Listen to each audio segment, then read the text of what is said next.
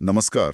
आज हम एक दिलचस्प किताब the power of doing nothing जो जसदीप कौर की है उसके ऑडियो बुक स्क्रिप्ट के कुछ हिस्सों पर बात करेंगे। इसका जो मेन आइडिया है वो थोड़ा अलग है कि कुछ न करना भी प्रोडक्टिव हो सकता है। तो देखते हैं कि ये कैसे काम करता है। मतलब हमेशा भागते रहने के बजाय रुकना क्यों फायदेमंद है। हाँ बिल्कुल। और स्क्रिप्ट की शुरुआत ही इसी पॉइंट से होती है। ये जो हसल कल्चर है ना आजकल, हमेशा बिजी रहो, कुछ ना कुछ करते रहो। हाँ, और अगर आप नहीं कर रहे हैं तो जैसे आप कुछ गलत कर रहे हो, एक तरह की गिल्ट फीलिंग। एग्जैक्टली। स्क्रिप्ट इसी अपराध बोध की बात करती है कि ये सोच हमें एक जाल में फंसा देती है। हम वो मानसिक शांति खो देते हैं सिर्फ प्रोडक्टिविटी के पीछे भागते हुए। और ये अनुभव तो शायद कई लोगों ने किया होगा। खाली बैठना भी खलने लगता है। बिल्कुल, लगता है जैसे समय बर्बाद हो रहा है। तो स्क्रिप्ट क्या कहती है, इसका हल क्या है? ये कहती है कुछ न करना भी कुछ करना है। ये थोड़ा कंफ्यूजिंग है। हाँ, सुनने में विरोधाभासी लगता है, लेकिन स्क्रिप्ट इसे समझाती है कि जब हम बाहर से शांत होते हैं, हमारा दिमाग असल में बहुत काम कर रहा होता है। वो चीजों को प्रोसेस कर रहा है, इमोशंस को बैलेंस कर रहा है और नए आइडियाज के लिए जगह बना रहा है। अच्छा, मतलब दिमाग बैकग्राउंड में चल रहा है। हाँ बिल्कुल। स्क्रिप्ट तो यहाँ तक कहती है कि रोज बस 15 मिनट का डू नथिंग टाइम निकालें, बिना किसी फोन या भटकाव के। सिर्फ 15 मिनट? हाँ, एक तरह का मेंटल डिटॉक्स समझ लीजिए। ओके। और यहीं पर शायद वो रुकने की शक्ति वाली बात आती है ना? जी, स्क्रिप्ट कहती है कि रुकना हमें सिखाता है कि हम सिचुएशन पर एकदम से रिएक्ट न करें, बल्कि सोच समझकर रिस्पॉन्ड करें। रिएक्ट करने और रिस्पॉन्ड करने में फर्क है। ये कैसे होता है रुकने से? देखिए, जब हम रुकते हैं तो हमें अपने अंदर की आवाज सुनने का मौका मिलता है। भाग दौड़ में हम अक्सर अपनी इंट्यूशन, अपनी सूझबूझ को इग्नोर कर देते हैं। हाँ, बाहरी शोर बहुत होता। बिल्कुल।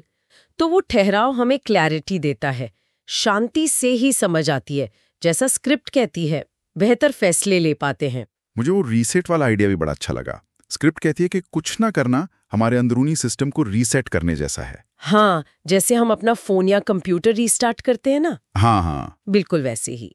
स्क्रिप्ट के हिसाब से ये ब्रेक हमारे नर्वस सिस्टम को शांत करता है, तनाव कम होता है, एंजाइटी घटती है।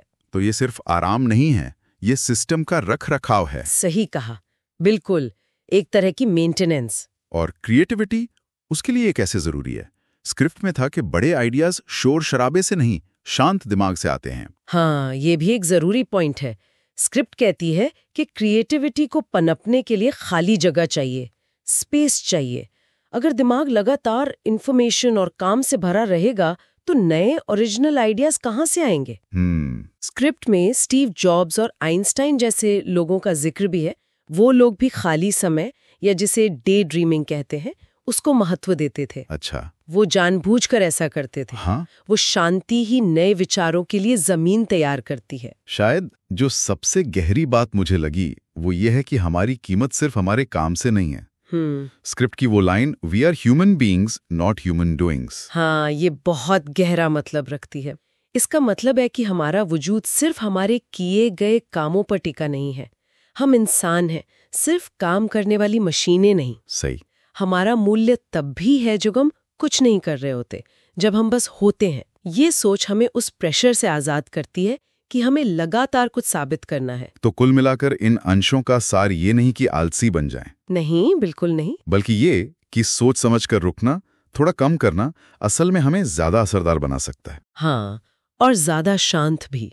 ये हमें खुद से जोड़ता है, हमारे असल मकसद से जोड़ता है। बिल्कुल। तो इस पूरी बातचीत के बाद एक विचार सोचने के लिए ये हो सकता है, क्या हो अगर हम कुछ ना करने को गिल्ट या आलस की नजर से देखना बंद कर दें और उसे अपने मानसिक और भावनात्मक स्वास्थ्य के लिए एक जरूरी, यहाँ तक कि उत्पादक गतिविधि मानना शुरू करें।